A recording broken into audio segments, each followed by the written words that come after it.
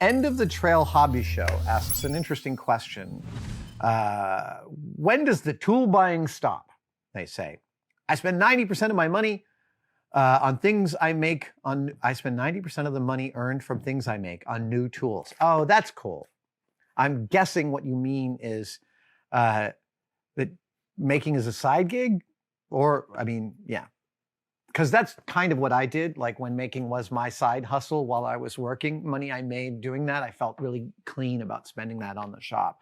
So you spend 90% of your money earned on things you make on new tools so that I can try a new method or simply have a better version of a cheaper tool. I continue to tell myself eventually I'll have all the tools and I won't need to buy more, but I have not hit that wall yet. Oh, yeah, I'll never hit that wall. This is an important thing to start taking a look at. My axiom when I was a younger model maker became, if I needed a tool more than twice in a year, I would buy it. And when considering to buy a tool, when I'm introducing a tool into my workflow, I buy the cheapest version of that tool that I can find. And then if it works, I go and buy the best version of that tool that I can afford. And a great example is the air-powered pop rivet gun. I spent much of my childhood using hand pop riveter. When I made I made these doctor bag toolboxes for working at ILM, and they have over 700 rivets in them, and I made them in one weekend. And when I came in that Monday after making them, I couldn't even hold a pencil. I went to write, and I was like, "Why are you not working?" And that's when I went to Harbor Freight, and they had an air-powered rivet gun. I hadn't bought one because they cost like $120. And in the late 90s, that wasn't an expense I could afford for a tool. I had to save up for that. That was real. And that's a real expense. So I bought the Harbor Freight one for $20, and it lasted for about 3 weeks. But those 3 weeks were enough to tell me that spending $125 on this tool was a good investment. So I would tell you, I think that you want to inspect your endorphin rush. Don't get me wrong. I love surfing eBay and Etsy and Amazon late at night or on airplanes and thinking about stuff I want to get. I love filling my shopping cart. We all love that endorphin rush. But if your question implies that you would like to scale back some of these purchases, and I will tell you, this whole idea of trying a new method, I don't know if that's a good enough reason to buy a tool. Because I ended up over the years with so many tools I used once out of the box and have never touched again. I've got a hand planer up there that someone told me was a great tool. I have never used it. It just has never made its way into my workflow. And if I knew that now, I wouldn't have bought it back then. However, the other thing that you're buying, a better version of a cheaper tool, that's a great reason to buy. That is a fantastic reason. And upgrading your tools is a really great endorphin rush. It's like when you're first learning how to repair your car, just something that I feel like it's going to go away with EVs. But when I bought my first car, which was a Volvo station wagon, and I started working on it, I got to the point where something broke that really affected the car's driving. Oh, it was the engine mounts. So 2 of my engine mounts sheared over time. And so what happens when that happens in the Volvo 245 DL is that every time you rev or stop, you hear the engine banging into the engine compartment. And it starts making you drive weird, and you feel like the car's falling apart around you. And so I went to RPR Discount Volvo Parts over on San Pablo, across from the Hotsy Totsy, and I bought some engine mounts, and I used a jack, and I jacked up my engine. I pulled out the old broken ones, and I put in the new ones, and then I drove my car around, and it felt like Superman. It was so freaking awesome. That is like the endorphin rush I get from upgrading to a really nice tool. I had this is my garbage chisel. It's a fine chisel. But this is my frangible chisel.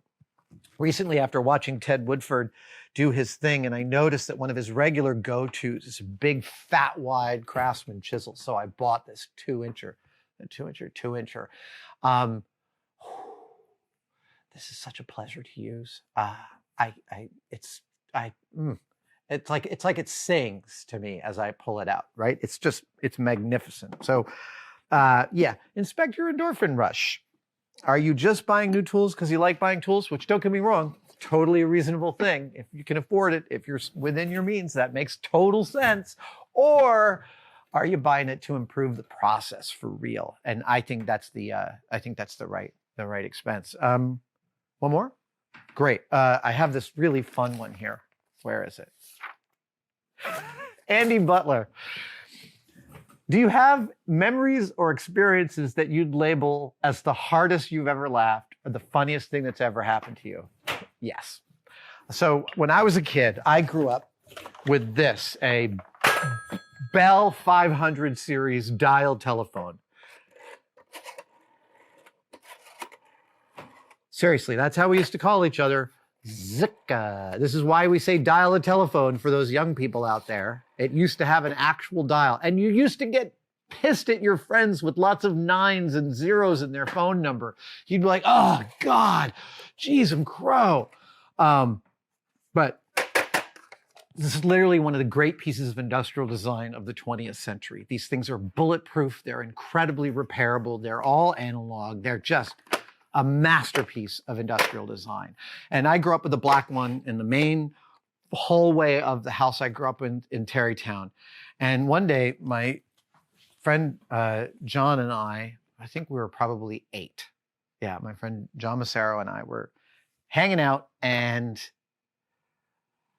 for some reason, I put a banana on the phone. I have a banana here for scale. A fan sent me this.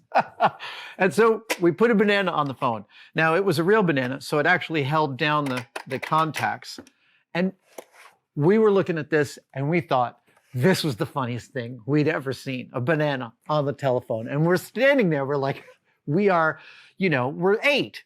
We're 8, so, juice is coming out of our nose. It is like one of those things that only an 8-year-old can find apoplectically hilarious. Apocalyptically hilarious. And then while we are staring at this thing and laughing, it rings. Because the banana had closed the contacts just like the phone handset does. And the idea of this phone functioning as intended, i.e. ringing while there's a banana on it, I mean, like the world cracked open with our laughter. Nothing has ever been as funny as the surprise of the phone successfully ringing with a banana on the cradle. I'm so delighted that I had not only the story to answer your question, but the props. You guys, this has been a really, really fun, I was going to say one day build, a really fun Q&A live stream. Thank you guys for joining me for this. We'll be back in a couple of weeks. And until then, stay safe, take care of each other, and I will see you next time.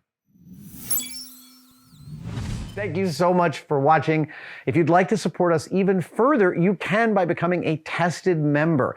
Details are, of course, below, but it includes all sorts of perks, and we're building them all the time. You get advanced word and behind-the-scenes photos of some of our projects. Questions, you get to ask direct questions during my live streams, and we have some members-only videos, including the Adam real-time series of unbroken, unedited shots of me working here in the shop. They are weirdly meditative. Thank you guys so much. I'll see you on the next one.